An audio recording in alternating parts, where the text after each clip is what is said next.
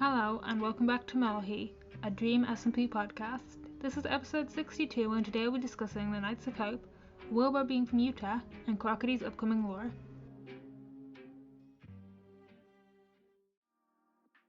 And we're back! Hello! We didn't have an episode for the last few weeks because we had scheduling issues. Yeah, to put it mildly. But that's okay because it means we have an episode just in time for the aftermath of, well, I say aftermath, but to have seen the final Wilbur lore stream of season 1. It was, interesting. Interesting is a good word for it. It was interesting. That's one word for it. I don't think it was bad. It wasn't what I was expecting. Like, some of it was what I was expecting, but I don't know if it was as satisfying as I was thinking it was going to be. And then the last part was just like... content creator Wilbur just did that on purpose. I mean, I think so. Like, he strikes me as the kind of guy who likes to be, like, unpredictable. Yeah. Obviously, spoiler warnings for this episode if you haven't actually gone and watched the Wilbur lore stream. Why are you watching this first? Go watch that first. But... I actually haven't watched it. I watched like this, but I haven't watched the whole thing. Oh my gosh. Sigh, it's like 40 minutes. Not even. Yeah. Oh my gosh. Well, you're gonna get spoiled because you're part of the episode, so, like, just deal with that. It's like, I already got the clip note. Okay, so, to be fair, I have sort of, at the same time as I have a negative opinion, I have a high opinion of character Wilbur in the sense that I consider him very smart, very, good at understanding other people, but not necessarily always using that to their benefit, but, understanding other people so that he knows what they want kind of a thing, or at least he used to be. Very smart, very capable, for the most part, and so I was fully expecting sort of, I've always figured of him as a very, sort of grand, important sort of figure, like a fictional character, like those characters that you're just like, yeah, okay, he's definitely, like, he's a character that would fit into, like, a grand type of story, so I was like, of course he's gonna get, like, a sort of grand ending, and then, in the episode, it got completely shattered because... in the stream, it got completely shattered because, actually, no, character Wilbur isn't any kind of grand individual. In fact, he's a gas station attendant from frickin' Utah that sailed there and just sort of bullshitted his way through everything, which basically caused, like... You know what this makes me think of? It's like, he's like a D&D character. Yeah, kinda, yeah. Because, like, when people talk about D&D, they often talk about, like, the type of, like, typical character, like, that starts off as, like, being a joke character, becomes really serious. He's, like, the opposite of that. Yeah. But also not really. It's sort of weird. Like, he kind of, like, he kind of went through the transition where he kind of started as a joke character and became more serious and then went back into jokey. Yeah. I think, so... I had two thoughts on it, kind of, other than the fact that I just thought it was sort of, for me it was sort of, like, disappointing, but not, like, I enjoyed it still, but it was kind of disappointing just because I was expecting something very sort of dramatic, and it kind of shattered some of my previous thoughts on, like...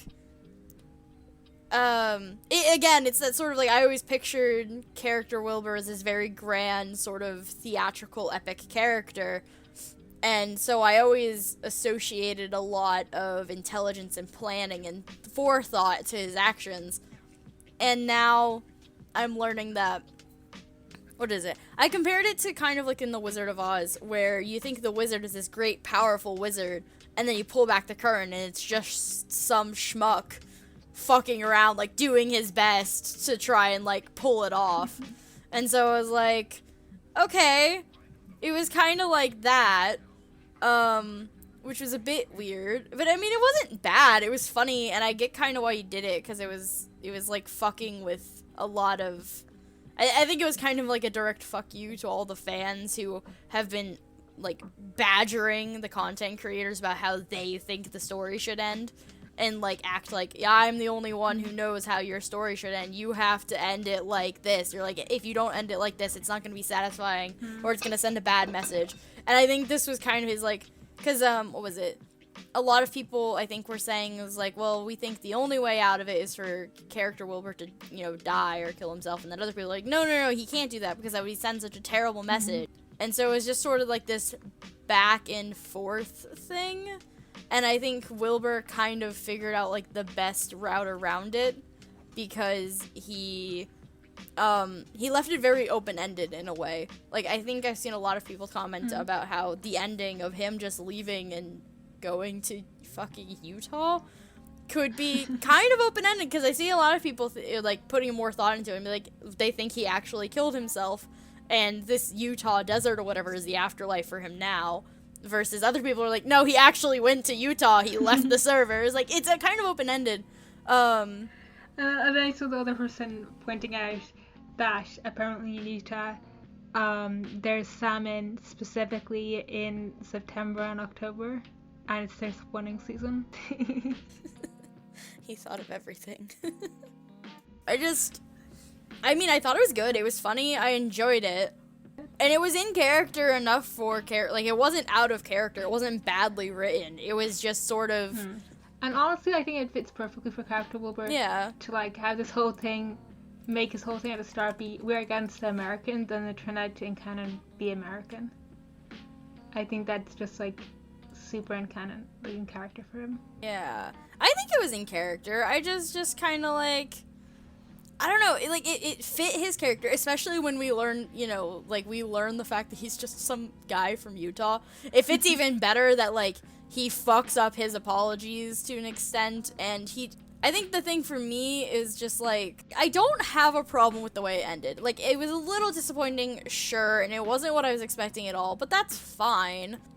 But at the same time, I wish there was more to it. Like, it was very funny, and that works really well for the for the SMP, and I think it was a good reminder for people. Is like, you know, this is, at the end of the day, just sort of a Minecraft roleplay, and it started with jokes, and it will always have jokes like this, and you can't control the story. It's up to us. I'll do whatever the hell I want. Like, it's great for that.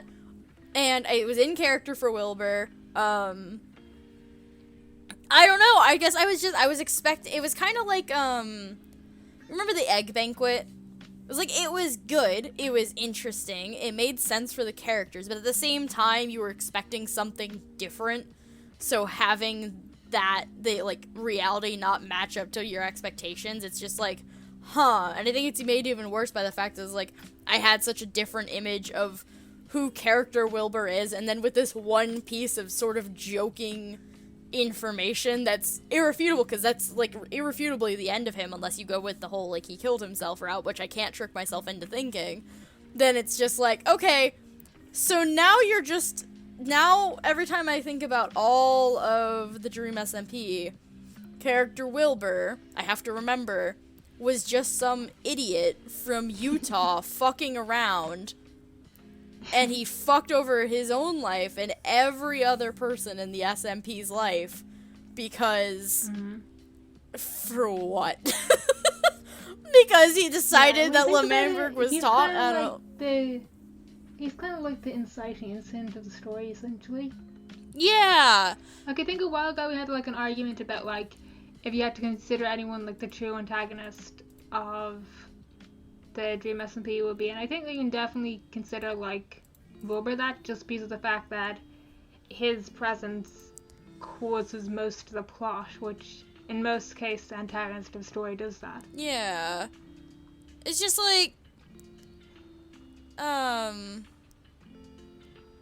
what is it?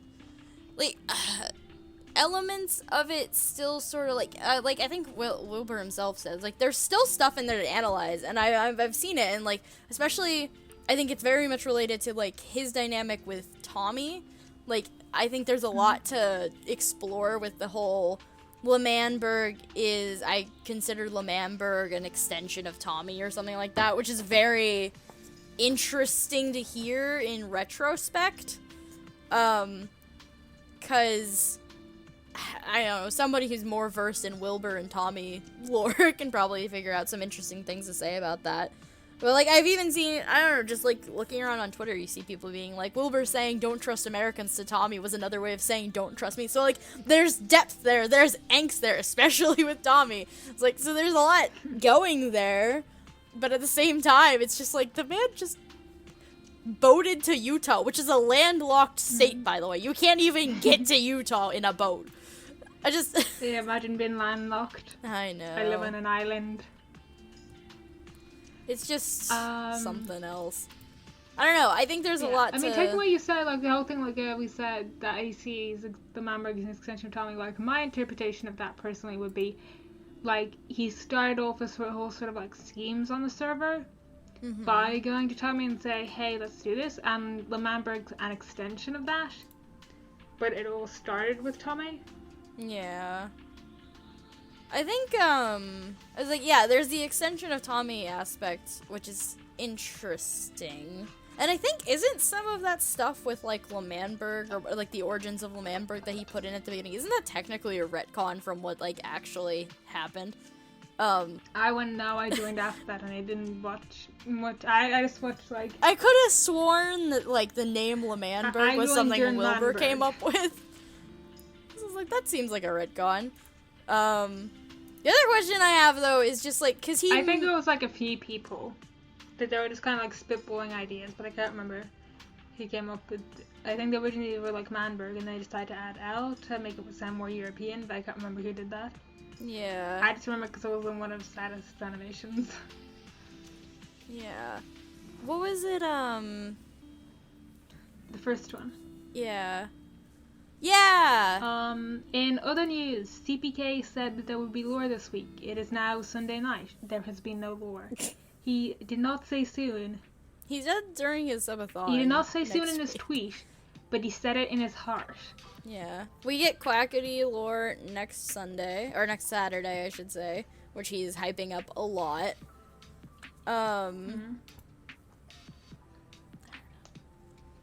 I feel like since we had the Wilbur lore, we just need to keep talking about the Wilbur lore. Wait, let's talk about Tommy for a little bit. What the fuck? Man, that poor kid. He deserved better. I feel like he deserved to get, like, an actual I'm sorry, but it's, you know, whatever. But, on the plus side, for anyone who's, like, very upset at character Wilbur about him not apologizing to Tommy, in a way, he also kind of did, like, obviously, the way he was doing it, which was just the whole, I got Dream off your back, that was my apology because I'm too scared for you that you wouldn't forgive me. Which, you know, that's very relatable. But yeah, no, not great. But the book, because I don't know how much you know, Sai, but Wilbur right before he leaves, he gives Tommy a book that he had written over the course of his entire stay on the SMP from, like, the beginning of the server when he joined with L'Manberg, and it's just called President Soot, and he gave it to Tommy to read, and so, in a way, so that he could kind of, like, understand what Wilbur was thinking all along the way. And that, in a way, I feel like it was kind of an apology in and of itself. I don't know. I feel like anyone who's a big fan of Wilbur and Tommy definitely, you know, watch that stream, and there's a lot you can pull from it about their relationship and the characters, and it's really interesting. Although talking about character Tommy, for anyone listening, back in season 2, I think we did an episode that I called the one where I talk about Tommy in it, and just recently I did, like, an analysis post on Tumblr about a bunch of the stuff, like, kind of inspired by a bunch of the stuff we talked about in that episode. So if you like that episode, you can check it out on my Tumblr. Dying in Lava. Oh, yeah. I remember seeing that. I don't think I have actually gotten to read the whole thing, but I've heard very good things. It's basically about Tommy in exile and sort of, like, all the factors that were affecting him. Because really, I think the fandom boils it down to, like, Dream caused everything, when really there was a whole bunch of different factors affecting him. And Dream just made those worse, as we talked about in that episode. Yeah. We've talked about Tommy so much, but I feel like we never say anything positive about the poor kid. All we ever talk about is just like, God damn, he's annoying, or my God, what have you done, you idiot, or man, that really sucks. We but are like, sometimes it's pity, yes. yeah, so it's either pity or just like general annoyance. I don't know. I guess I don't know. This latest stream with Wilbur made me somehow more sympathetic and sorry for poor Tommy, because yeah, it's like just I think that's the thing about Tommy's character. poor That kid. overall his characters actually like can be pretty sympathetic. It's just that there's like a bunch of the fans of his character who just like basically just woobify him. And it becomes so annoying that it becomes harder to sympathize with him because of those people. Yeah, it's because them ignoring the annoying bits of his character kind of just ends up highlighting them for everyone who doesn't really like his character as much. Yeah. I mean, I get it though, because like I feel like anytime you have a favorite character, right, there's like a guarantee that you woobify them a little bit at least. So like I completely understand why like the C Tommy fans woobify him. Like I'm sure I've woobified Dream and like but characters I think like there's that. a difference, like it's like purposeful woobification, which is where you're writing like angsty fan fiction or something, or you're like basically doing deliberately, and then there's a kind that you see a lot with character Tommy, where it's people just straight up ignoring and denying canon.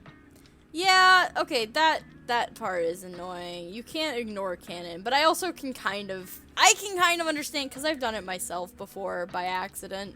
Like, I think it's something that people don't necessarily notice themselves unless it's pointed out to them, or they like take some like severe like, or like they're like presented like face to face with something that directly contradicts it. Because like I know during Prison Arc I got kind of deep into the woobifying of Dream aspect, and then, or no, maybe it was before that even, but you know how how Drebler was like split between not sympathetic Sea Dream, but Stratus Sea Dream and whatever the other one was called. Trauma interpretation. Yeah, trauma interpretation, which is just, you know, Sea Dream was traumatized and that's why he's doing all this shit because he's desperate, something like that. Something like that. But anyways, I got kind of deep into the trauma side of things, and I was like, he's just a shad boy. And then I listened to, like, I read some of the stuff from, like, Dre and, like, Strategist Trio, and ever since, I've been like, okay, no, Strategist perception is definitely closer to accurate.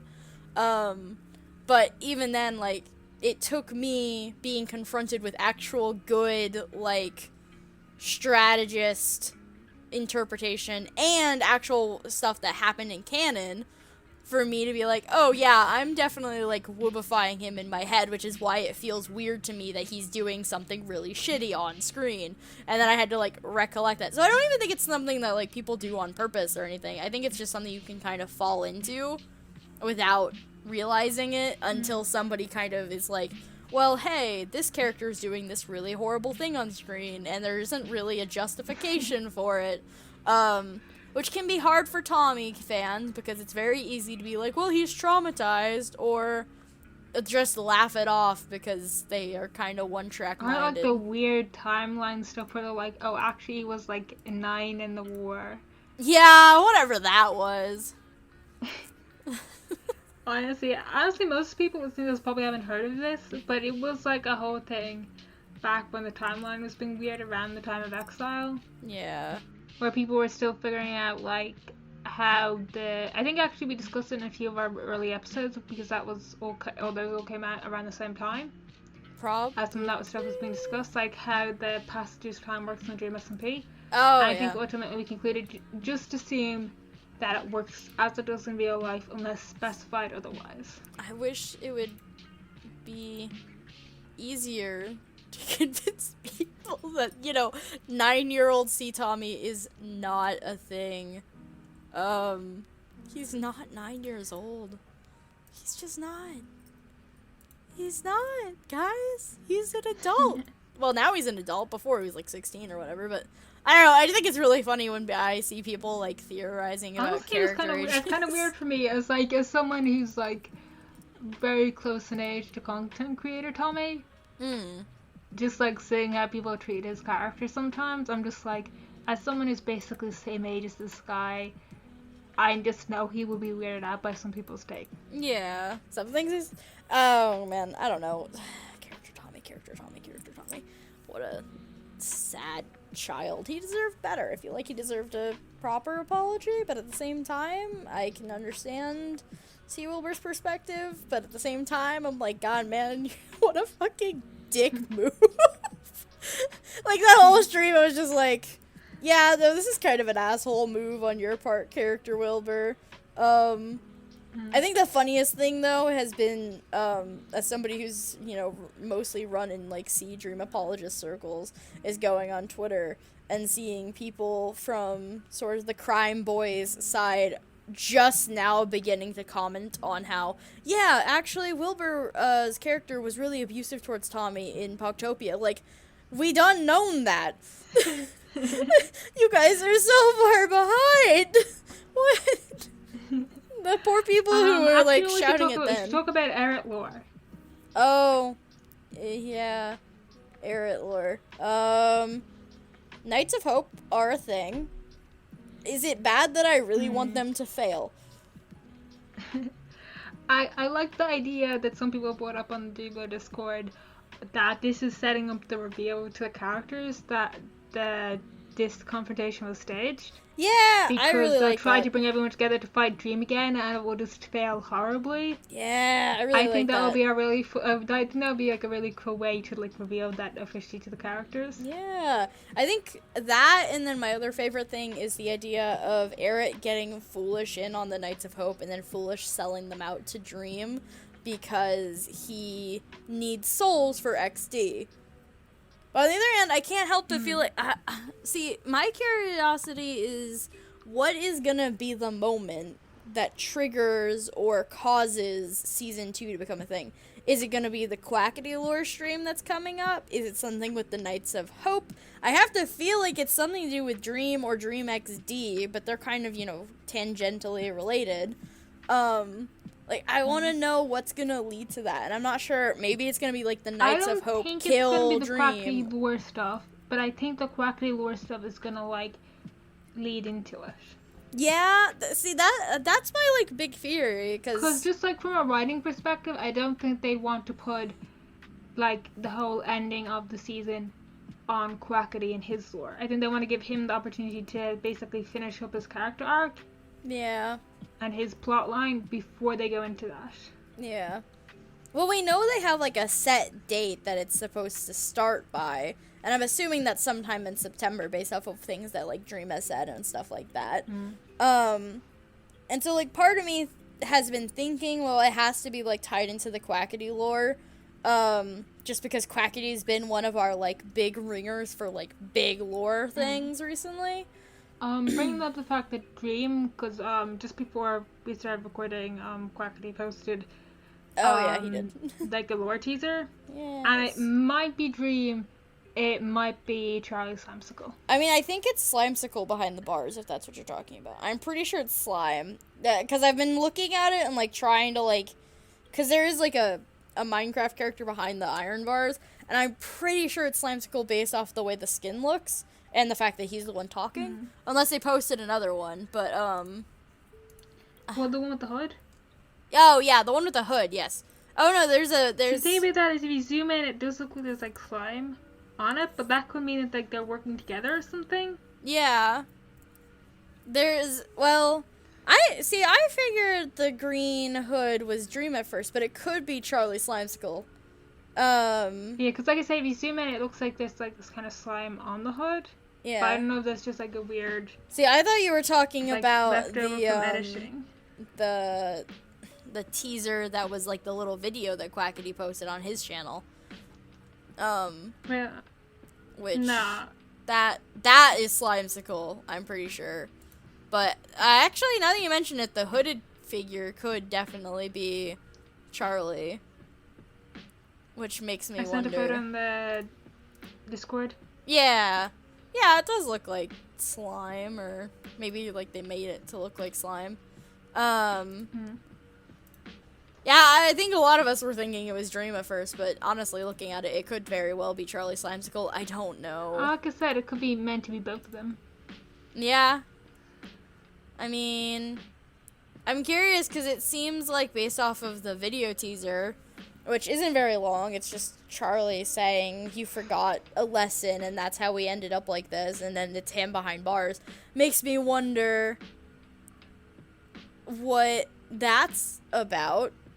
I mean, we could take it straight forward and be like, well, obviously they're being, like, imprisoned or something. They've been captured because of something that they did. Or it could be a misdirection, and it's more like, Could be I don't know. Crackerty's the one captured. If we go with the theory that Slimesicle and Dream have teamed up. Well, yeah. Maybe. But it could be, it could also capture be not Crackerty. literal. It could be that no one's actually, you know, captured. It could just end up being, like, a Quackity's having a nightmare or something. Like, we don't know.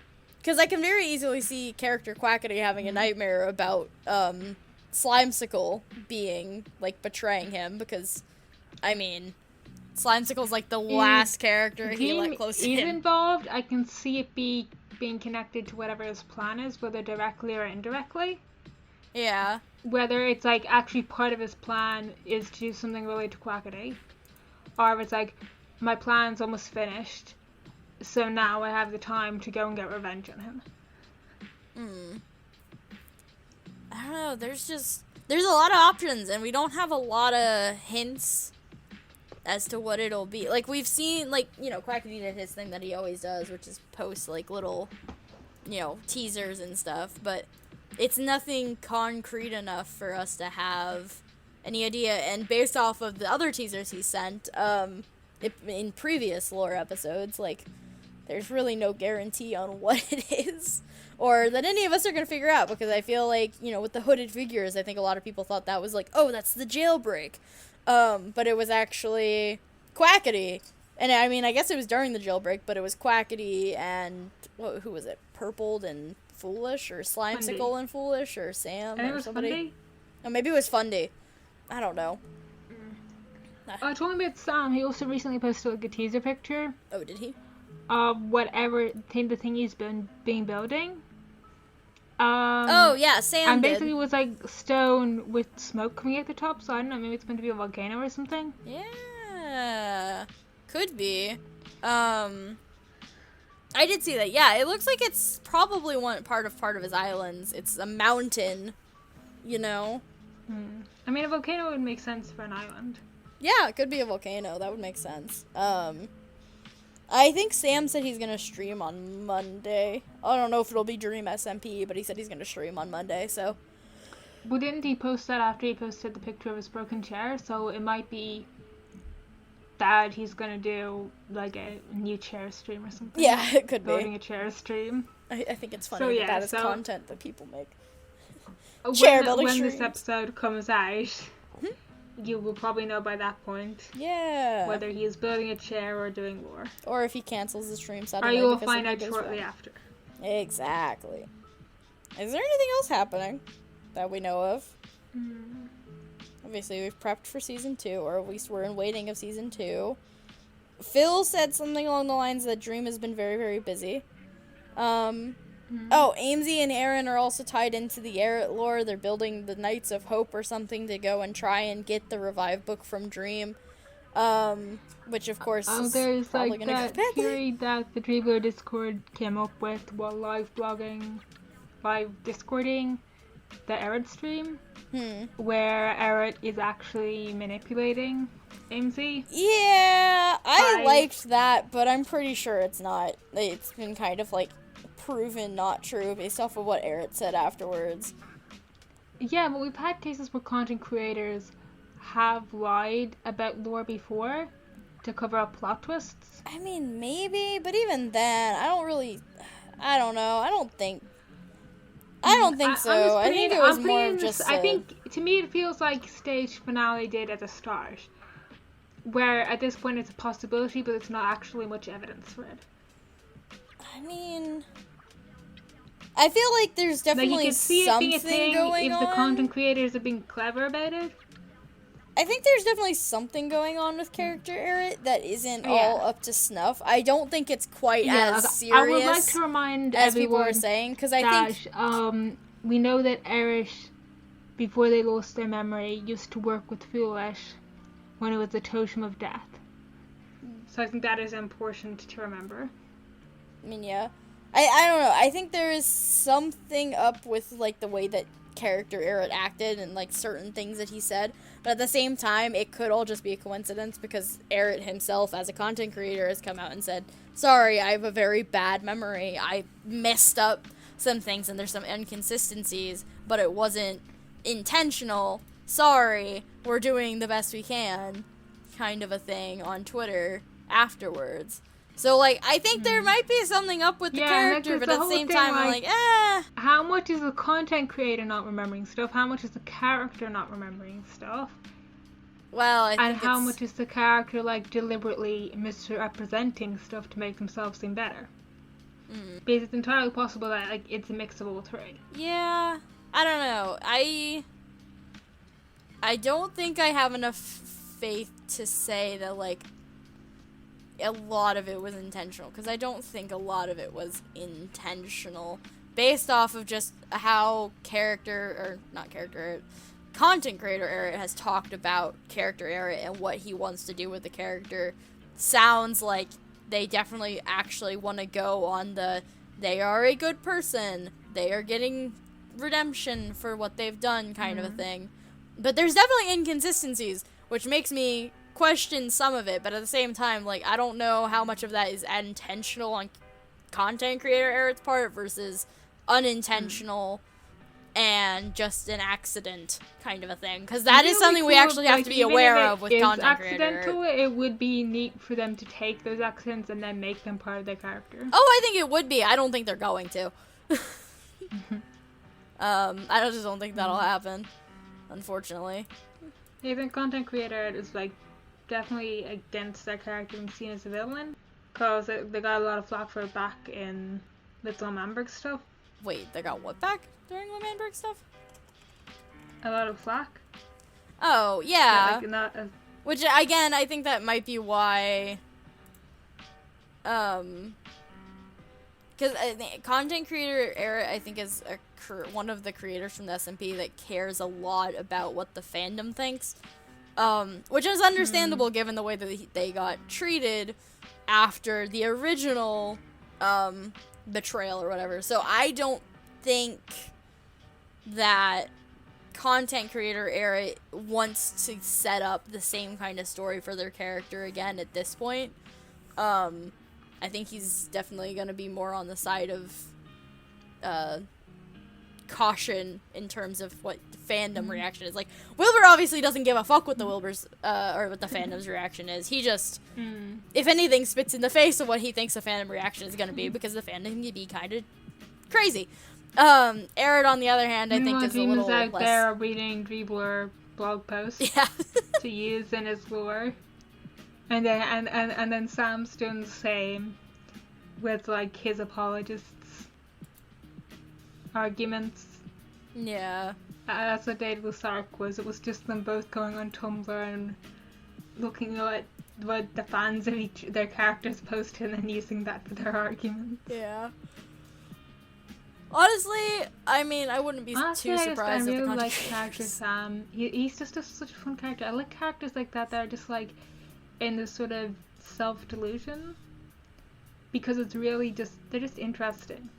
Like, it's just to see how they justify everything to themselves. Yeah, there's a lot of interesting stuff that has come out of the fandom in terms of, like, theories and posts and analysis that weren't necessarily. I really, really wish they tell us what's up with the multiple bodies thing with Sam. Because I think at this point a bunch of people have just forgotten it. Like, I actually forgot it for a while, and then I was like, wait, he's got multiple bodies. What the hell's up with that? Oh yeah, we still don't know what the fuck is up with that. You think we're ever getting answers about that, or is that going to be something that we never ever learn how that works? Maybe season 2. The theory that Sam Bucket is, like, a rogue body is true, then we might figure out with the end of that lore. Yeah. Wait, didn't Bad say that there was gonna be something to do with Sam Bucket soon? Am I wrong on that? Yeah. But I mean, like, we promised Sam Bucket lore for like ages, so. True. But we know Sam's alive, so there's a chance. Oh, we didn't mention. Friend got to Ghostbur. Ghostbur finally has a tiny bit of happiness again in Limbo. So celebrate. We'll see you next week after Quackity Lore. Alright, bye then. Bye!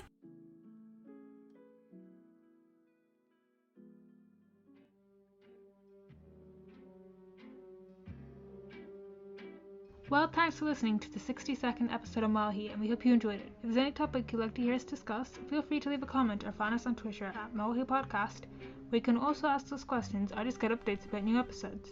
We also have a Discord server that you can find a link to in the description. See you next time!